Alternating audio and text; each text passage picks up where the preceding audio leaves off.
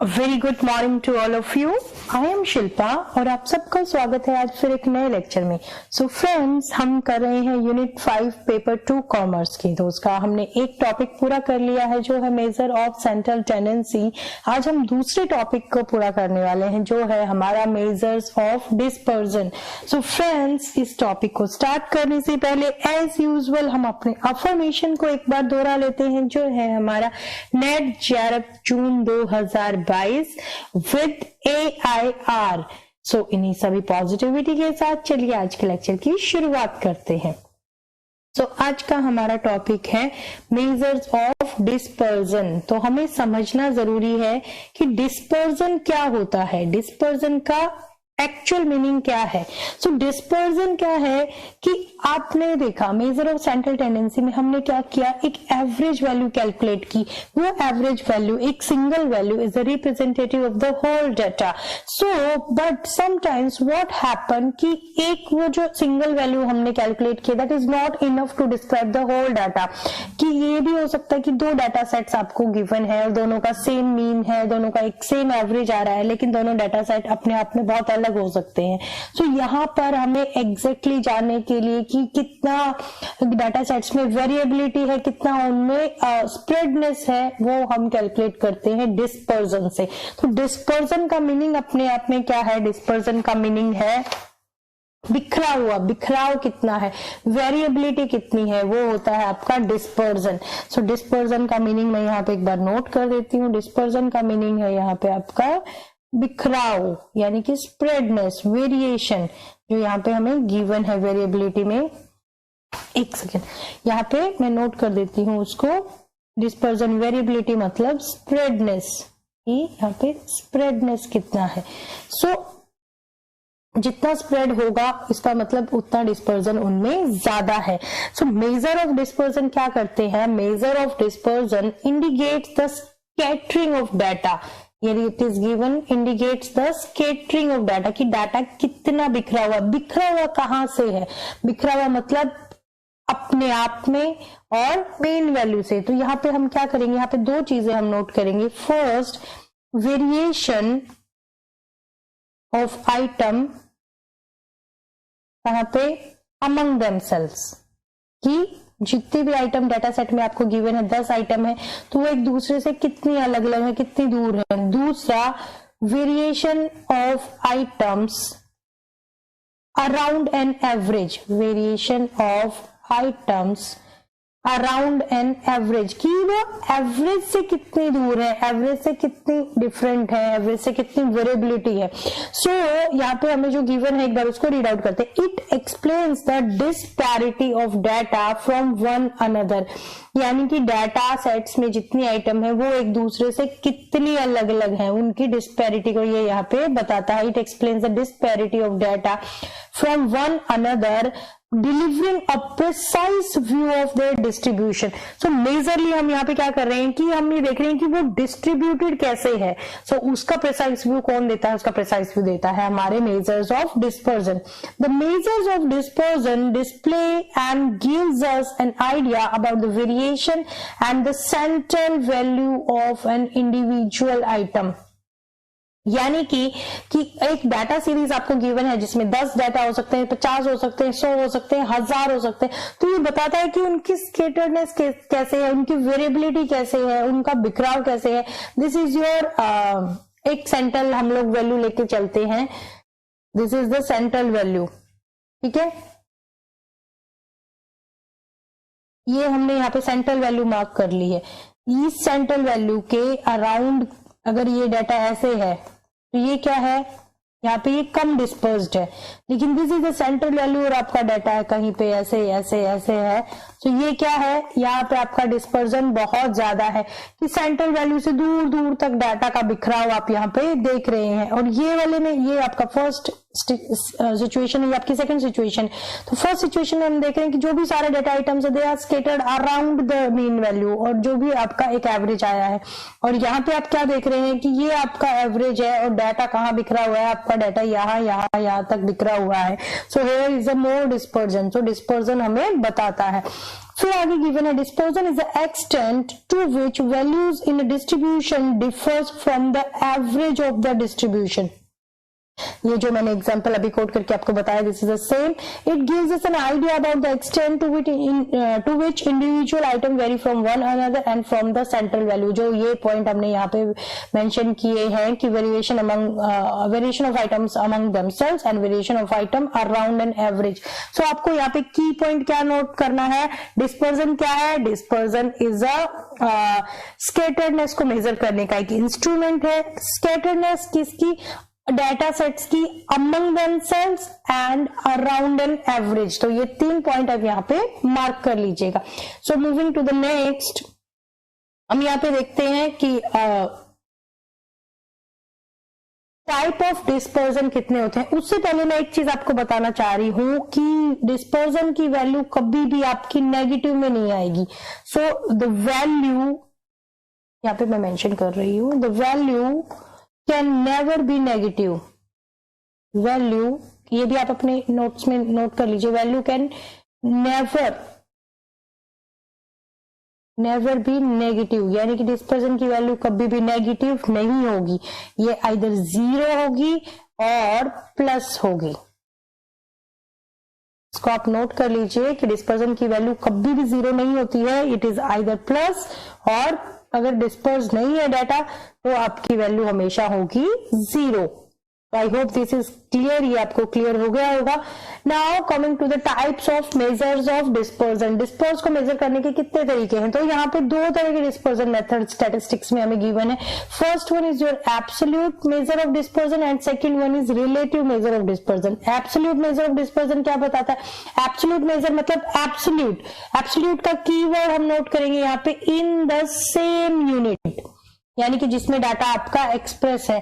अगर data suppose आपको KG में गिवन है तो आपका डिस्पर्जन का भी जो आप निकालोगे वो रिजल्ट केजी में होगा। मीटर्स में आपको गिवन है या फिर आपको सेंटीमीटर्स में गिवन है, ऐसे कोई भी टर्म्स में आपको गिवन है, जो भी डाटा सेट्स आपको जिस यूनिट में गिवन है इन द सेम यूनिट, तो इसका कीवर्ड क्या है, absolute measure of dispersion measure the same unit as the original data sets. ये कितनी तरह के होते हैं, ये हमारे हैं 5 तरह के।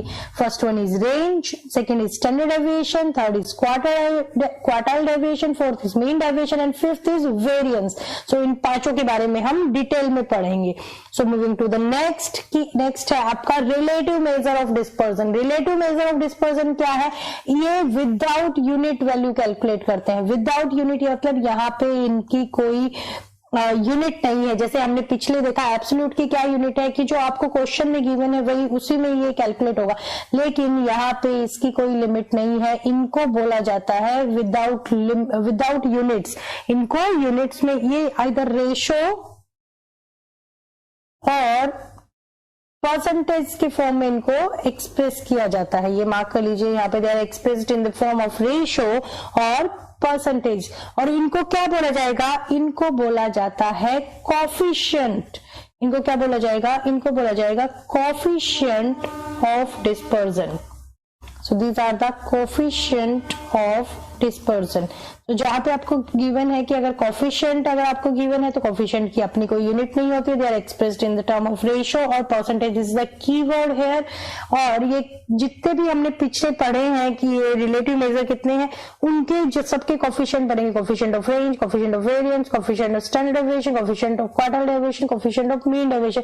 इन सबके कोफिशिएंट बनते हैं, उनको बोला जाएगा रिलेटिव मेजर, यानी कि उनके रिश्तेदार बन गए हैं। जो पिछला हमने कैलकुलेट किया उन्हीं को थोड़ा सा और कैलकुलेशन करके हम उनके रिश्तेदारों को यहाँ पे ढूंढ लेते हैं।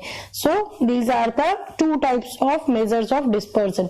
तो चलिए डिस्कस करते हैं फर्स्ट मेजर से। फर्स्ट मेजर क्या है आपका, रेंज। रेंज क्या बताता है, रेंज मतलब आपको क्या गिवन है। रेंज का मतलब ही क्या होता है, एक आपको अपर लिमिट गिवन है और एक आपको उसकी लोअर लिमिट गिवन है। जैसे कि हम किसी भी लाइक डाटा सेट में देखते हैं, सो आपको जो भी डाटा गिवन है उसकी रेंज कैसे कैलकुलेट करोगे, उसकी रेंज कैलकुलेट करने का फॉर्मूला है मैक्सिमम जो डाटा की वैल्यू है उसमें से मिनिमम वैल्यू को माइनस कर देंगे तो उसकी रेंज आपको मिल जाएगी। सो एक बार पढ़ते हैं क्या लिखा है यहाँ पे, the range is the difference between the largest and the smallest observation in the data. यानी कि जो भी आपके डाटा सेट में, हम इसको एग्जांपल के थ्रू भी समझेंगे, लार्जेस्ट आइटम है और स्मॉलेस्ट आइटम है, उन दोनों के बीच के डिफरेंस को बोला गया है यहाँ पे रेंज। सो रेंज की मेरिट और डिमेरिट को बाद में समझेंगे, पहले हम देखेंगे कि रेंज को हम कैलकुलेट कैसे करते हैं। सो यहाँ पे हमें गिवन है कोफिशिएंट ऑफ रेंज भी हम एक बार पढ़ लेते हैं। कोफिशिएंट ऑफ रेंज का फॉर्मूला क्या है, कोफिशिएंट ऑफ रेंज का फॉर्मूला है L minus S upon L plus S, यानी कि L डिनोट कर रहा है यहाँ पे लोअर सॉरी लार्जेस्ट नंबर को और S डिनोट कर रहा है आपके स्मॉलेस्ट नंबर को। तो यहाँ पे जब हम बात करेंगे रेंज की, तो रेंज क्या है आपकी, range is the largest minus smallest, ये आपका रेंज। और इसके नीचे अगर हम कर देते लार्जेस्ट प्लस स्मॉलेस्ट तो ये बन जाएगा आपका कोफिशिएंट ऑफ रेंज। ठीक है, तो ये कोफिशिएंट ऑफ रेंज क्या बताता है कि जितना ज्यादा हाई कोफिशिएंट होगा उतना उनमें स्प्रेडनेस ज्यादा है, यानी कि डाटा सेट ज्यादा बिखरा हुआ है, और जितना उनमें कम कम अगर आपकी रेंज की वैल्यू आ रही है तो इसका मतलब है कि आपका वेरिएशन कम है, data points are close to each other. तो इसको एक एग्जांपल के थ्रू समझते हैं। ये दो एग्जांपल हम कंसीडर करेंगे, this is the example first and this is the example second. So ये डाटा सेट हमें एक गिवन है जिसमें कि 1 2 3 4 5 6 7 फिगर्स हमें गिवन है। इन 7 फिगर्स में हम देखेंगे कि जो ये 10 है, दिस इज द स्मॉलेस्ट और this is the largest one. यहाँ पे स्मॉलेस्ट क्या है आपका 10, लार्जेस्ट क्या है 21। तो रेंज क्या आ गई आपकी, लार्जेस्ट माइनस स्मॉलेस्ट, तो रेंज आ गई आपकी 21 माइनस 10 इज इक्वल टू 11। ठीक है, ये रेंज यहाँ पे आपको गिवन है। इसी तरह से आप कोफिशिएंट ऑफ रेंज का फॉर्मूला लगाएंगे। सो ये तो आपका होगा लार्जेस्ट माइनस स्मॉलेस्ट, इसी तरह से लार्जेस्ट प्लस स्मॉलेस्ट का क्या बना आपका 21 प्लस 10 इज इक्वल टू 31। तो जब आप इसको 11 को 31 से डिवाइड करते हैं तो यह आपका आएगा 0.35। इसी तरह से दूसरा एग्जांपल जिसको सॉल्व किया गया है, यहाँ पे रेंज आ गई 26 और ये आपका कोफिशिएंट ऑफ रेंज आ गया 30। सो इन दोनों में देखेंगे कि आप 0.30 और 0.35 में से 0.35 बढ़ा दे। इसका मतलब यहाँ पे क्या है कि जो पहले वाला एग्जांपल है इसमें रेंज ज्यादा, कोफिशिएंट ऑफ रेंज ज्यादा दिखा रहा है, तो इसका मतलब यहाँ पे स्कैटर्डनेस ज्यादा है। और यहाँ पे मैथमेटिक्स का जो आपको गिवन है सेकंड एग्जांपल, यहाँ पे इसका कोफिशिएंट ऑफ रेंज आया है 0.30, इसका मतलब यहाँ पे कंपैरेटिवली स्कैटर्डनेस कम है। This is a very simple example, ये आप कर सकते हैं। Next coming to the merits और डिमेरिट्स। अब हमने समझ लिया रेंज कैसे कैलकुलेट करती है, तो अभी हमारे लिए मेरिट्स और डिमेरिट्स समझना इजी हो जाएगा। तो ये क्या है, this is a very simplest measure, कि ये बहुत ही इजी है कैलकुलेट करना, हमने खुद करके देख लिया है, तो अभी हमें विश्वास भी हो गया कि हाँ भाई सच में ही इजी है ये। फिर दूसरा क्या है, easy to calculate, easy to understand. This is the important point है, independent of change of origin. Change of origin क्या है, चेंज ऑफ ऑरिजिन की जब आप बात करेंगे तो आप बात कर रहे हैं प्लस माइनस की। मतलब कि अगर आप डाटा सेट में सभी डाटा में, डाटा सेट के सभी डाटा आइटम्स में कोई एक वैल्यू को प्लस या माइनस करते हो तो उसका रेंज पे कोई फर्क नहीं पड़ेगा। So I hope this is clear. Now coming to the demerits of the range, की रेंज की डीमेरिट्स क्या है। रेंज की डीमेरिट्स है कि it is based on 2 extreme observation. ठीक है, इसको मैं एक्सप्लेन करूंगी। एक्सट्रीम ऑब्जर्वेशन क्या है आपकी, एक है आपकी लार्जेस्ट, एक है आपकी smallest. These are the 2 extreme, एक सबसे बड़ी है, एक सबसे छोटी है। So hence it get affected by fluctuation, यानी कि अगर ये 2 आइटम चेंज हो जाती हैं तो आपकी रेंज की वैल्यू चेंज हो जाएगी। So it get affected by the fluctuation. This is a very important point to mark here कि ये 2 एक्सट्रीम ऑब्जर्वेशन पे बेस्ड है, so it get affected by the fluctuation. Second है it can't be used in open end distribution. Open end distribution में ये यहाँ पे use नहीं हो सकता। ओपन एंड कौन से होते हैं, जहाँ पे आपको कोई वैल्यू दी होती है अबाउ 30, अबाउ 40, या फिर आपको दिया होता है बिलो 10, बिलो 15, इस टाइप की जो डिस्ट्रीब्यूशन है वहां पे आपका रेंज यूज नहीं हो सकता। एंड थर्ड इसकी डिमेरिट है dependent on change of scale. Change of scale क्या है, चेंज ऑफ स्केल को हम समझेंगे मल्टीप्लिकेशन और डिवीजन से। यानी कि अगर आप डाटा सेट को, सभी डाटा सेट की सभी आइटम्स को किसी एक यूनिक नंबर से डिवाइड करते हैं, मल्टीप्लाई करते हैं, तो रेंज में भी उतना ही डिफरेंस आ जाएगा। यानी कि it is dependent on the change of the scale. So ये जो दो वर्ड है ना, independent of change of origin and dependent on change of scale, ये हमारा throughout the measure of dispersion चलेगा फ्रेंड्स। तो इस चीज को आप यहाँ पे ध्यान रखिएगा। तो चलिए moving to the next measure, हमारा क्या है, नेक्स्ट मेजर है हमारा inter quartile range and quartile deviation. तो इसको एक बार समझ लेते हैं। क्वार्टाइल का हमने समझ लिया था पिछले लेक्चर में मेजर ऑफ सेंट्रल टेंडेंसी में कि क्वार्टाइल क्या होता है।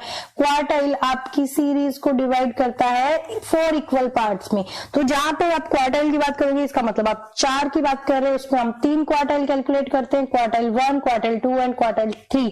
सो यहाँ पे इंटर क्वार्टाइल रेंज की जब बात होगी तो inter quartile range can be defined as the difference between 25th and 75th percentile, और इसको बोला जाता है फर्स्ट क्वार्टाइल और third quartile.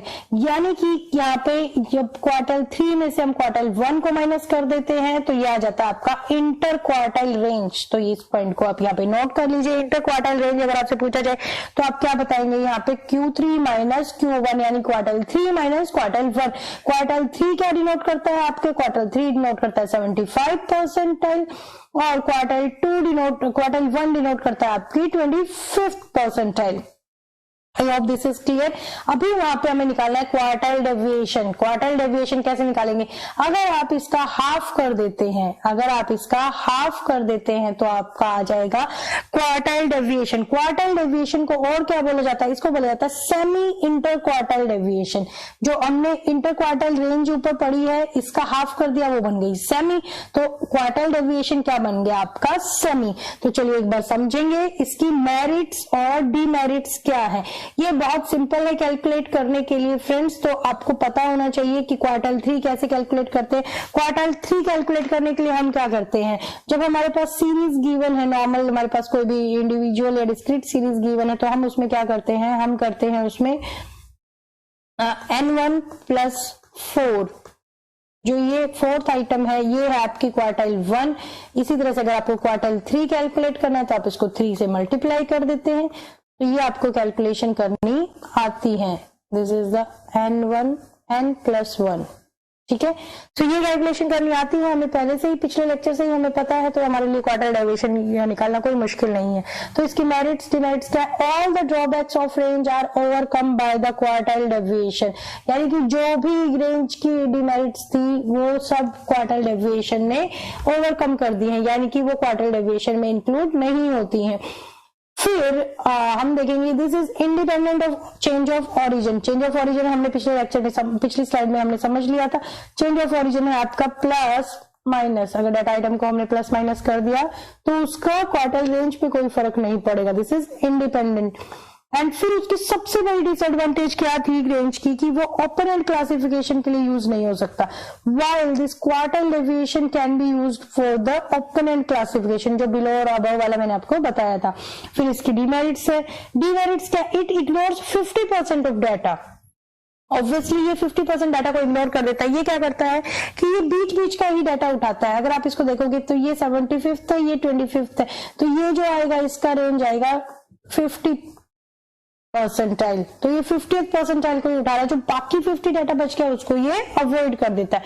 And similarly range के जैसे it is dependent on change of scale. Scale हमें पता है, स्केल का मतलब है मल्टीप्लिकेशन एंड डिवीजन यहाँ पे। And it is not reliable measure, not a reliable measure of dispersion, क्योंकि आपको पता है कि ये सिर्फ 50% पे ही डिपेंड करता है, therefore it can not be reliable here. So measure हमारा क्या कंसर्न है यहाँ पे, मेजर हमारा एडवांटेज क्या हमें याद रखनी है, सबसे इंपॉर्टेंट एडवांटेज है इसकी ओपरेंट क्लासिफिकेशन के लिए। कौन सा मेजर ऑफ डिस्पर्जन यूज हो सकता है, वो हो सकता है आपका क्वार्टाइल। और क्वार्टाइल की सबसे बड़ी डिसएडवांटेज क्या है, इट इग्नोर 50% ऑफ डाटा। सो यहाँ पे quartile range covers only 50 middle 50% और बाकी साइड के 50% को ये इग्नोर कर देता है। So I hope this is clear now. तो चलिए moving to the next slide here.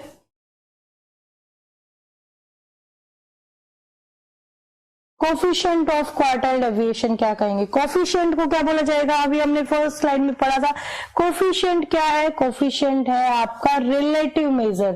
Coefficient क्या है, कोफिशिएंट इज द रिलेटिव, ये रिश्तेदार है आपका जो आपने पीछे कैलकुलेट किया है उनका, ठीक है। Coefficient is the relative major. So relative measure of dispersion based on quartile deviation is called coefficient of quartile deviation. Coefficient कैसे कैलकुलेट किया हमने, कोफिशिएंट कैलकुलेट करने के लिए जो हमने Q3 माइनस Q1 किया था उसके नीचे हमने डिवाइड कर दिया उसको, Q3 minus Q1 divided by Q3 plus Q1। तो इसका कोफिशिएंट का फॉर्मूला भी काफी हद तक रेंज के जैसे ही है। रेंज में आपने क्या किया था, रेंज में आपने किया था lowest minus smallest divide by lowest plus smallest, ये है आपका रेंज का कोफिशिएंट और ये है आपका क्वार्टर डेविएशन का कोफिशिएंट। तो ये दोनों सिमिलर से ही है लिखने में। सो आप इसको विजुअलाइज करेंगे तो ये आपको याद रखने के लिए इजी रहेगा। So moving to the next, हम लोग पढ़ेंगे अभी मीन डेविएशन। मीन डेविएशन क्या है, मीन डेविएशन इज द, ये नेक्स्ट स्लाइड पे हम एक बार मूव कर लेते हैं। मीन डेविएशन क्या है कि ये बताता है कि मीन डेविएशन, मीन से कोई भी वैल्यू कितनी दूर है। So mean deviation is used to compute, इसको साइड में कर देते हैं। Mean deviation is used to compute how far the values in data sets are from the centre point. Centre point यहाँ पे कुछ भी हो सकता है, सेंटर पॉइंट हमने पढ़ा था, मीन भी हो सकता है, मीडियन भी हो सकता है और मोड भी हो सकता है। सो मीन डेविएशन की क्या खास बात है, यहाँ पे मीन डेविएशन ये तीनों ही डाटा सेंटर से कैलकुलेट किया जा सकता है, यानी कि मीन से भी कैलकुलेट किया जा सकता है, मीडियन से भी कैलकुलेट किया जा सकता है और मोड से भी कैलकुलेट किया जा सकता है। So this is a important point to mark here. मैं मार्क कर देती हूँ यहाँ पे कि मीन डेविएशन आपका जो है, मीन डेविएशन मीन, मीडियन और मोड तीनों से ही कैलकुलेट किया जाता है। Next is given mean deviation और मीन एब्सोल्यूट डेविएशन भी इसको बोला जाता है फ्रेंड्स, तो इसको याद रखेंगे। यहाँ पे इसका हमने अगर कीवर्ड ढूंढना है तो मीन एब्सोल्यूट डेविएशन के नाम से भी ये हमें क्वेश्चन में गिवन हो सकता है, एग्जाम में इसको पूछा जा सकता है। Mean absolute deviation is the average deviation of the data point from the mean, median और mode of the data set, और इसको बोला जाता है मैड। वो वाला मैड नहीं, इंग्लिश वाला, इसका एब्रिविएशन मैड है, मीन एब्सोल्यूट डेविएशन। तो इसको एब्सोल्यूट डेविएशन क्यों बोला जाता है उसको अभी हम समझेंगे, ठीक है। एब्सोल्यूट का मतलब होता है इन द सेम यूनिट, यानी कि जिस यूनिट में आपका डाटा सेट गिवन है उसी यूनिट में ही आपका आंसर को एक्सप्रेस किया जाएगा, ठीक है। सो मीन डेविएशन को कैलकुलेट करने का फॉर्मूला क्या है, यहाँ पे इसको कैलकुलेट करने का फॉर्मूला आपको गिवन है कि मीन डेविएशन कैसे कैलकुलेट करेंगे। मीन डेविएशन को कैलकुलेट करने के लिए ये आपका डाटा है, इसमें से आपने मीन को सब में से माइनस कर दिया और उनका सम ले लिया और उस सम को डिवाइड कर दिया आपने n से, नंबर ऑफ आइटम्स जितनी भी है। लेकिन यहाँ पे एक खास बात हम लोग यहाँ पे नोट करेंगे, आने वाले एक एग्जाम्पल भी मैं आपको करवाने वाली हूँ इसमें, कि जब आप मीन डेविएशन को कर रहे हैं ना तो वहां पे जो भी कोई माइनस की वैल्यू आ जाएगी तो आप उसको इग्नोर कर देंगे, माइनस के साइन को। और ये जो बार है ये डिनोट कर रहा है कि आप यहाँ पे माइनस इग्नोर कर रहे हैं। ये जो स्टैंडिंग लाइन आपको दिख रही है ना, यहाँ पे ये डिनोट कर रहा है कि आपने माइनस के साइन को इग्नोर कर दिया है यहाँ पे, और जो भी माइनस की वैल्यू उसको प्लस में कन्वर्ट कर दिया। इसी तरह से आप मीडियन से ले सकते हैं उसका, मीडियन से उसको कैलकुलेट कर सकते हैं। इसी तरह से यहाँ पे मोड से भी इसको कैलकुलेट किया जा सकता है। मोड का फॉर्मूला मैं यहाँ पे मेंशन कर देती हूँ आपके लिए।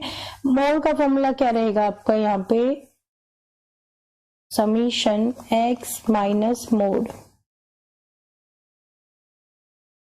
फोन में n। So md about mode यहाँ पे लिख देते हैं। मीन को मीन से मीडियन से और मोड से मीन डेविएशन को कैलकुलेट किया जा सकता है। यही एक ऐसा मेजर ऑफ डिस्पर्जन है जिसको तीनों से हम कैलकुलेट करते हैं। तो चलिए इसको एक एग्जांपल के थ्रू हम समझेंगे। अभी ये फॉर्मूलाज आई होप आपने नोट कर लिए हैं। ये एक सीरीज आपको गिवन है फ्रेंड्स, तो ये एक डाटा सेट आपको गिवन है। ये डाटा सेट में कितने नंबर्स हैं? इस डाटा सेट में हमारे पास नंबर्स है 6, ठीक है। ये जो 6 नंबर का डाटा सेट हमें गिवन है, इससे हमें कैलकुलेट करना है मीन डेविएशन। सो यहाँ पे हमें गिवन है जस्ट अ मिनट, यहाँ पे हमें गिवन है ये डाटा सेट 10, 15, 17, 15, 18, 21। तो हमें यहाँ पे मीन कैलकुलेट करने के लिए एक एक स्टेप यहाँ पे मेंशन है। तो यहाँ पे सबसे पहले हम क्या करेंगे? सबसे पहले हम उनका मीन कैलकुलेट कर लेंगे। मीन डेविएशन को हम कैलकुलेट कर रहे हैं यहाँ से मीन से, तो सबसे पहले हम मीन कैलकुलेट कर लेंगे। मीन आ गया यहाँ पे 16। अभी ये जो 16 वैल्यू है, इस वैल्यू को हर एक डाटा में से घटाते जाएंगे। यानी कि यहाँ पे मैं डाटा लिख लेती हूँ आपका 10, 15, 17, 15, 18 और 21। तो यहाँ पे आपका मीन कितना आ गया? मीन आ गया आपका यहाँ पे 16। तो आप क्या करेंगे? 10 minus 16, 15 minus 16, 17 minus 16, 15 minus 16, 18 minus 16 और इसी तरह से आप 21 माइनस 16 कर देंगे, ठीक है।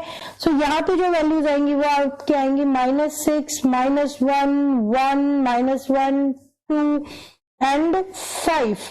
सो यहाँ पे जो नेगेटिव वैल्यूज आई है, यहाँ पे इसके नेगेटिव साइन को हम इग्नोर कर देंगे, ठीक है। हम यहाँ पे क्या लेंगे? Absolute of the values.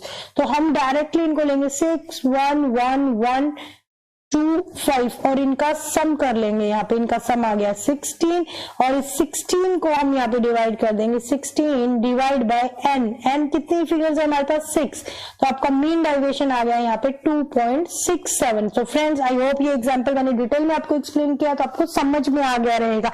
आप कहेंगे तो मैं इसको एक बार फिर से बता देती हूँ। हमारे पास ये 6 नंबर्स गिवन है, 6 नंबर्स गिवन है। इनका पहले हम मीन कैलकुलेट करेंगे। मीन आपको पता है क्या करना है? हमें इन सबका सम करके इसको 6 से डिवाइड कर देना है, हमारे पास आ जाएगा मीन।